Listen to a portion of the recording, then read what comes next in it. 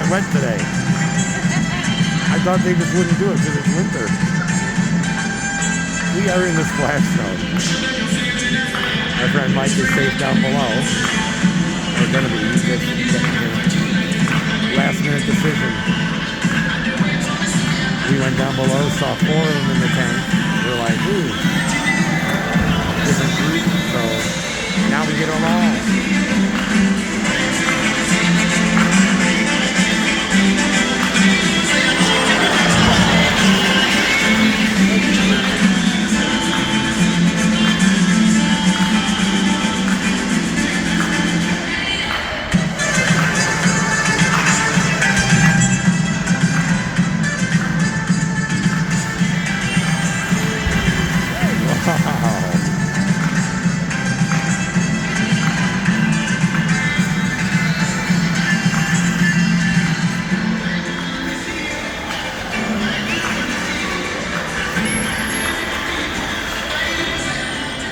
All right, well, let's hear it for the trainers and the Dolphins. All right, so as I was explaining, we are inviting you to learn how to be a dolphin scientist. Now, out in the wild, scientists can have a pretty tough time identifying their subjects. And there's one really great way to identify one dolphin from another out in the wild, and that is through their dorsal fins. Just like a fingerprint, scientists have identified how those dorsal fins might look just slightly different from one another. Here at 7 Seas, because we work so close with these animals, we have a few other ways to tell them apart as well. And I'm going to introduce you to these dolphins and give you some of those tips along the way. There may be a quiz later on, so keep your ears open. We are going to start with my friend Cameron here is spending time with Allie Dolphin. Allie is 38 years old. Now, Allie is one of our larger females. She has some unique coloration on her sides, but what you might be able to tell is the most exciting and unique feature to her right now is that she is expecting folks, so you might be able to see that her belly is a little bit rounder. Let's hear it for Allie and her unborn calf. Moving down the line, we have Bethany, who's spending time with Allie's good friend, Topeka. Now, Topeka is 43 years old. She's going to pop up front and center. Topeka is our largest female, and she has a much lighter gray speckled coloration to her overall body, but especially around her face. She's very light in color. Now, on the far left-hand side, you'll see Jen spending time with Kai. Kai is 30 years old, and he was born right here at 7 Seas. Kai has some very unique features around his eyes, as well as down his side. He's got a very unique coloration to his side of his body. It's a lighter gray, and then there's a darker stripe as well. Now, moving down the line, you'll see my friend Chris over here is hanging out with Spree. Spree is 22 years old. She came to us from Minnesota Zoo, and as you may know, we have spent quite a bit of time up in Minnesota. But Spree has come back here, she's giving you a little wave. Spree is the smallest dolphin of this group, but I assure you folks, she is not the smallest in personality. Now, we also have Z spending time with 2 of our dolphins. We've got Allison. Now focus your attention on Allison as she slides up to the far right corner. Take a look at her dorsal fin, because it's very unique, it's a lot smaller than everyone else's here. And Allison, I should mention, is 19 years old.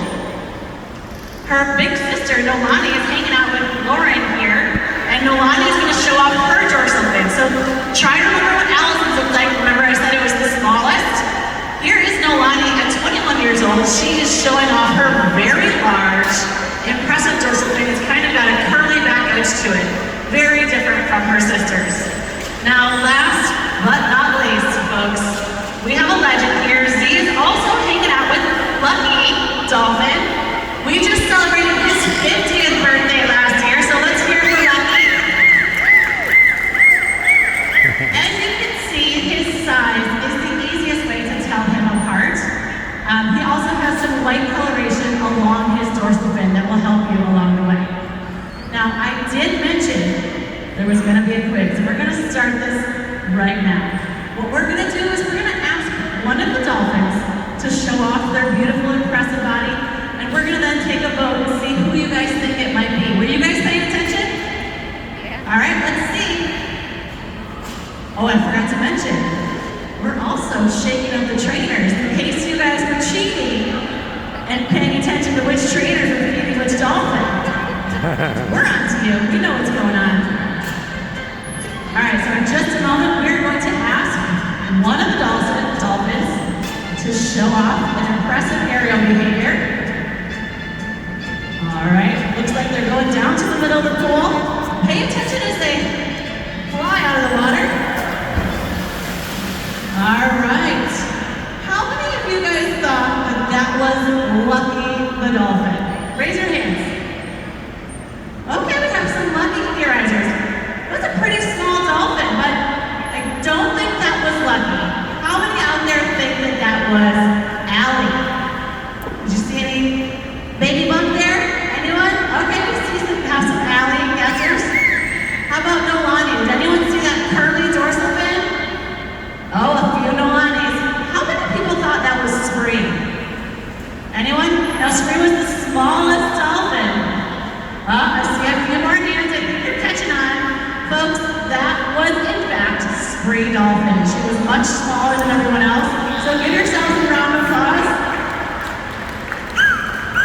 Now this is just an introduction to wild dolphin scientists' research skills, but you guys are doing a great job so far. Now speaking of being in the wild, as a research scientist hanging out on your research vessel, you are going to be encountering so many different behaviors from your subjects, those bottlenose dolphins that you're watching. We're going to take a moment and show off some of those hunting behaviors. They might be social behaviors, they might be communication. Let's go ahead and enjoy watching those behaviors now.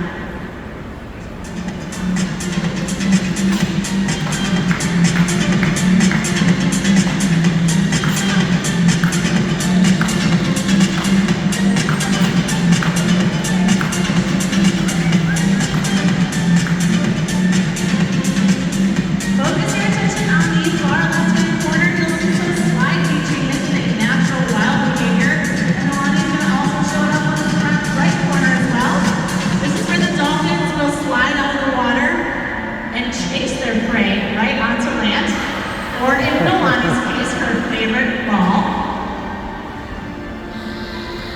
And here we have another wild hunting behavior, tail bobbing.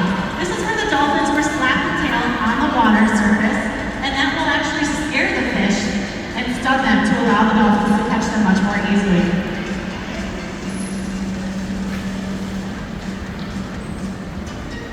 Here we have an impressive air spin that you might see from the spinner dolphin out in the wild. And here's one more wild hunting behavior called the kerplunk. We're going to see it one more time. Listen carefully. That loud kerplunking sound does displace the fish out of their areas, and the dolphins are then able to catch them very easily.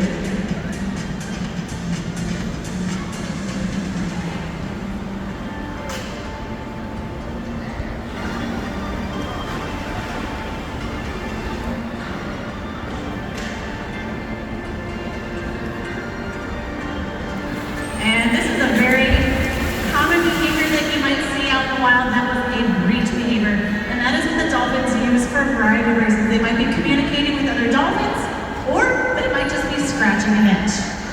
All right, folks, we're going to shift gears and show you what's been going on here at Seven Seas. One of the most important things that we do here as trainers is teach the dolphins new behaviors. This provides great stimulation and enrichment, and it also allows us to build that relationship with one another.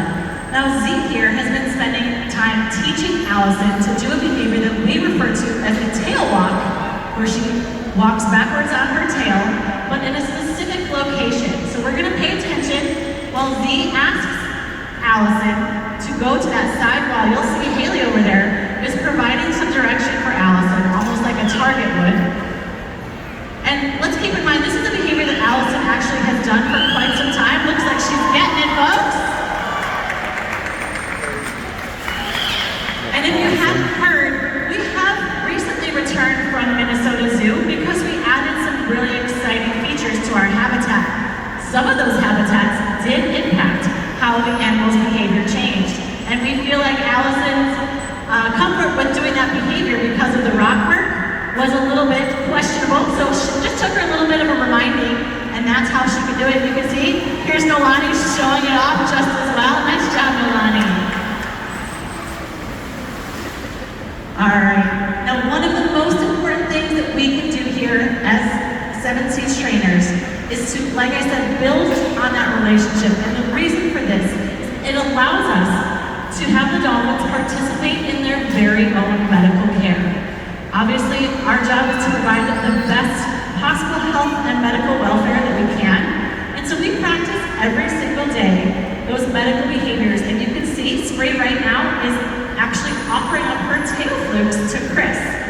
Now, for all Spray knows, I am a veterinarian and I'm here to grab a blood sample because this is the best behavior for us to take a blood sample. But you can see Spray is very relaxed right now. She trusts Chris and me very much. And she knows that if she does behave and she does what we need her to do in order to get that sample, she's going to get a huge reward for her. Let's all give Spray a huge round of applause as she has. Great, nice job, Spray. Now, some other behaviors that we can do to help care for the animals and provide that welfare are voluntary ultrasounds. Now, I mentioned that Allie is pregnant, and ultrasounds are critical for us to be able to monitor the health and welfare of the calf developing inside Allie, as well as Allie's health overall. So you'll see Lauren and Olani are practicing this very relaxed layout at the surface, but this allows the vets to come down with an ultrasound probe and take a look at both Olani's reproductive organs, but as well we can also check out their heart, their lungs, their other organs, and we can do annual physicals on them. Here's Lucky participating just as well. And it's actually very relaxing for them. Dolphins are very tactile animals, so this is a very rewarding behavior for them, and it allows us to give them the best care possible.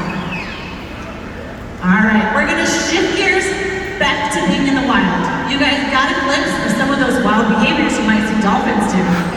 But let's not forget, there are other animals out in the ocean that might get in the way of your research. You might see some sea turtles, lots of fish, lots of seabirds. There's one other animal that often gets confused. We're gonna give you some hints. Go ahead and shout it out if you think you know what this animal is. I don't hear any guesses. Does this help?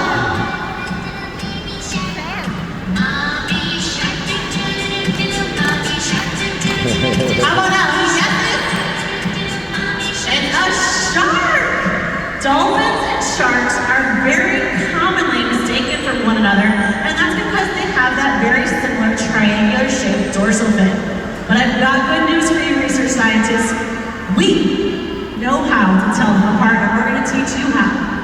So dolphins are mammals, and they move their tails in an up and down motion anytime they're swimming. And they're going to show that off right now. Upside down, right side up. There you go. You see that up and down motion. That is how you know that you're looking at a dolphin. We don't have any sharks here, guys. We still don't have any sharks here. We got lots of dolphins. But sharks are fish. And just like every tiny little fish you see, they also move their tails in a side-to-side motion. But what we do have are some pretty fantastic shark impersonators. Here's Nolani giving her best bull shark impression. Let's give her a round of applause. And there is Spray showing off her incredible leopard shark. I don't know about you, but I thought for just a split second that was a real shark. All right, folks. Well, I hope that you have taken away a lot of information that you can use in the future, whether you become a dolphin scientist or not. We hope that you have found a way to care, connect, and conserve for these animals. Would you like to see them show off their stuff one more time? Woo! Let's do it.